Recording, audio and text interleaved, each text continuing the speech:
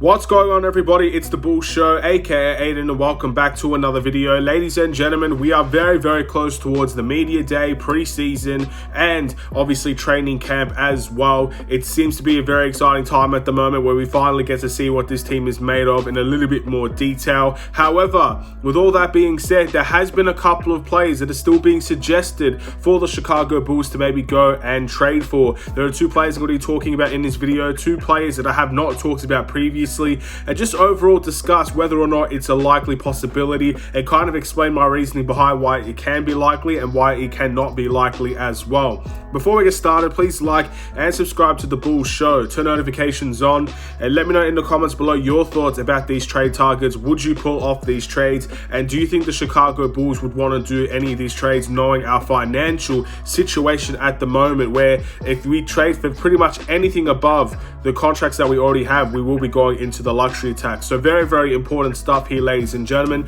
But the two players I want to talk about today are the Utah Jazz's Jordan Clarkson and the Phoenix Suns' Jae Crowder. Two players there, ladies and gentlemen. One of them we don't know the future of just because of the Utah Jazz and their situation, wanting to go into a rebuild, and maybe trying to come out of it on the other side a little bit younger. And obviously the Phoenix Suns version, Jae Crowder, seems like he's not wanted in Phoenix, or he doesn't want to be in Phoenix. And all things considered, it seems like that relationship has broken down between the two, between obviously the team and Jae Crowder himself. So two very interesting players, two very interesting concepts, and we will get stuck into both of them as of now, ladies and gentlemen. So let's talk about Jordan Clarkson first. Jordan Clarkson provides a lot of what the Chicago Bulls need. At the end of the day, when you're looking at bench scoring, you look to Jordan Clarkson because he's one of the better bench scoring options you could possibly ask for from your bench. He plays with a little bit of freedom in that Utah Jazz team. He's able to get to his spots. He's able to make multiple good plays. And at the end of the day, he is a little bit of a microwave type player. You're not going to see the best out of Jordan Clarkson every single game. He's not going to be out there dropping 20 points every single game. But for the most part, he's a very good and valuable bench option, and he has made Utah Jazz's team even better than what they were without Jordan Clarkson, which is very positive sight to see. He averages 16 points per game, 3.5 rebounds, and 2.5 assists, shooting 41.9% from the field and 31.8% from the three-point line. So as you can see from those statistics, he's not the most efficient player. He's probably not going to be the most consistent player, but he's a consistently good, I guess, bench option that you could bring off the bench, and he can definitely make the impact. In my opinion, that type of player, when you look at Jordan Clarkson, is a guy that can help you win a game and definitely can help you lose a game as well if he's not on it like what he should be. Very similar to Kobe White when Kobe White's playing. Now, obviously, Jordan Clarkson is the better player compared to Kobe White. I don't think there's any comparison there, but when Kobe White plays well, this team will probably win a lot of games because you got that bench scorer that you're looking for. With Kobe White not playing well, it's going to be much harder for us to win games. Not impossible, but definitely much harder for us to win games because you lose a little bit of that bench scoring, and the bench comes a little bit too stagnant when there's no scoring production coming out of it. So very interesting topic for Jordan Clarkson. Now, what would you have to give up for Jordan Clarkson? I'm going to put it to you this way. Any sort of deal that we have to give up for Jordan Clarkson would involve the Bulls going into the luxury tax. Unless you're giving up 3 or 4 players, which at the end of the day is simply just not worth it for Jordan Clarkson, to be honest. No disrespect to the player, but I don't think you should be giving up 3 or 4 players for Jordan Clarkson and maybe even a potential pick. Not worth it at all, in my opinion. But most likely you're going to have to pull Kobe White in this type of deal. Utah get a little bit of a younger version of what potentially could be a Jordan Clarkson type player. He could also be an individual that maybe could grow to be potentially better than Jordan Clarkson. You're probably going to have to give up Tony Bradley because he seems to be the only person right now the Chicago Bulls are even speaking about or even being notified that they're going to let go. Maybe you even give up Derrick Jones Jr. That's an interesting concept, but it's going to be very hard for the Chicago Bulls to pull this off because we've seen that the Bulls have not gone into the luxury tax yet, and we don't know the willingness behind the Bulls going into the luxury tax. I'm not putting that on the front office. I'm not putting that on the owners as of now because you don't know what the situation is going to be like in a year's time and stuff like that. I have said that I do think it's kind of the owner's responsibility because it's his money at the end of the day to put into this team and to go into the luxury tax. He has to deal with that.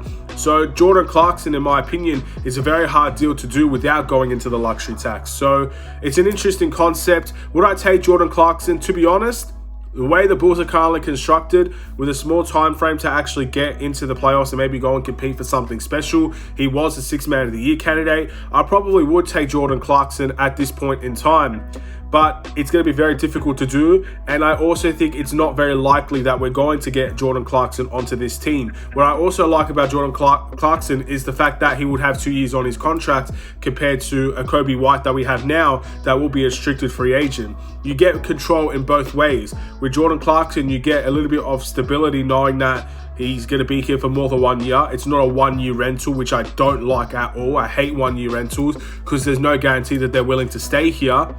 And he'll be here for 2 years. Whereas Kobe White, he's a restricted free agent. You have the power of where Kobe White stays or Kobe White goes. You can do a sign and trade, or you can extend him if you like. So it's an interesting concept.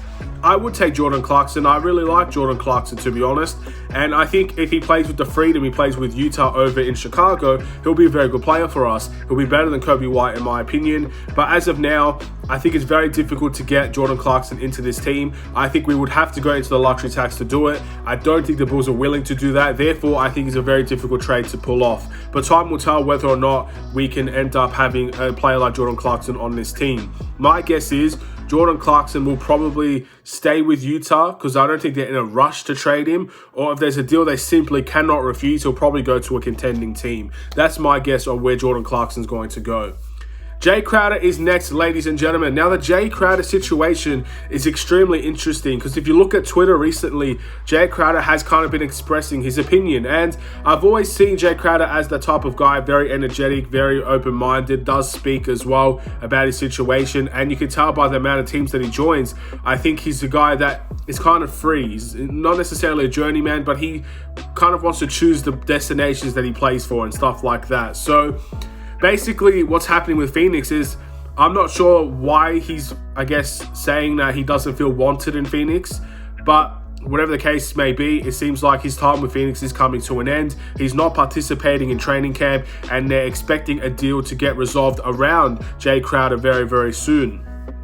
This obviously gives a window of opportunity for the Chicago Bulls to pursue Jae Crowder. Now, his season averages for the Phoenix Suns, playing 67 games last year, was 9.4 points, 5.3 rebounds, 1.9 assists, shooting 39.9% from the field, and only 34.8% from the three-point line. I say only because I actually thought it'd be a little bit of a higher number than that, to be honest. But nevertheless, a very good energy player. He's been competing in the playoffs for a very, very long time now, and I think for most teams, he's kind of that connector type of player. He's not the best player on the team. He's far from the worst player on the team, but his attributes are very connected to everybody else. You put Jae Crowder in the starting lineup for this team, and this team will connect very well. You put Jae Crowder on the bench of this team will connect very well. He seems to be that glue guy, that guy that most teams would need on their team to actually connect the team and make the team, I guess, very competitive. Even though he's not necessarily the best player, he's a very good role player. That's basically his role. He's a 3-and-D guy, and he can, I guess, be the glue guy for any team, which is something the Chicago Bulls could definitely need. But Jae Crowder is also in a very interesting predicament because basically him speaking out like this means that most trades that he's going to get, I think many teams are going to try to lowball Phoenix because you bring this out to the public, it doesn't put the favor in the teams. Teams want the ultimate power. If he came out privately and said he wants a trade to Phoenix and they can work a deal around that, you would get more for Jae Crowder. But since he's been open publicly, Phoenix don't necessarily have the greatest of options here. So they can either hold out, be patient, maybe waive Jae Crowder or buy him out towards the end of the season, or they're going to have to just trade him for significantly less. At least that's what I see the only options being, which puts the Chicago Bulls in a strong predicament as well. Now, what would you give up for Jae Crowder? He's a little bit older. His contract is very, very interesting. He'll be a unrestricted free agent in 2023. So basically a 1-year deal. Do you throw Kobe White in a trade for Jae Crowder? Do you throw Derrick Jones Jr. in a trade for Jae Crowder? Because at the end of the day, it's position for position. I think either way, it's still going to be, you're going to have to get rid of 2 players at least to try and match that contract. And even still, you might be going into the luxury tax. But I personally, and this is maybe controversial, I personally wouldn't put Kobe White in a trade for Jae Crowder. Now, at the end of the day, I know that will divide opinion, and I think each to their own. I think one of my friends that I was speaking to about this said it best. if we get rid of Kobe White for Jae Crowder, you lose your bench scorer. And look, Kobe White might not be the most consistent bench scorer out there, and maybe he can be that next season. And I know a lot of people want Kobe White gone, but in my opinion, to get rid of Kobe White, you have to get rid of a bench scorer to get a bench scorer. Kobe White averaged 12 points per game, and he has the potential, in my opinion, to at least average around 14 to 15 points per game. That's what I think Kobe White can be on this team off of our bench. It might not be consistent, but that's where I see his level at least at the highest level he can be. Jae Crowder has always been a guy that averages around 9 points per game. So you're losing a lot of scoring there, in my opinion. And yes, you get a little bit more defense back, you get a little bit more rebounding and stuff like that back, which is completely fine. But in my opinion, Kobe White's not the right answer to trade for Jae Crowder. I think you're gonna have to trade other guys. But when you trade other guys, you're more likely to go into that luxury tax. So again, it's a very interesting concept. I would love Jae Crowder on this team, but I think in this certain predicament, I'm not sure if I'd be willing to get rid of Kobe White for him. I can understand the point of view when you say, look, Jae Crowder's a forward. We are very thin in the forward position. You got to trade a guard to get a forward. I understand that point of view. But I also feel like if we're going to trade a guard for a forward, I want it to be a scoring forward. I want to make sure that when if we trade Kobe White, we're getting scoring back in return. I don't know Jae Crowder is going to be that answer for the Chicago Bulls, and I see our bench scoring getting hit significantly because of that. So unless we get some other guy in return, which is very, very unlikely as well, I'm not necessarily sure we would be getting Jae Crowder.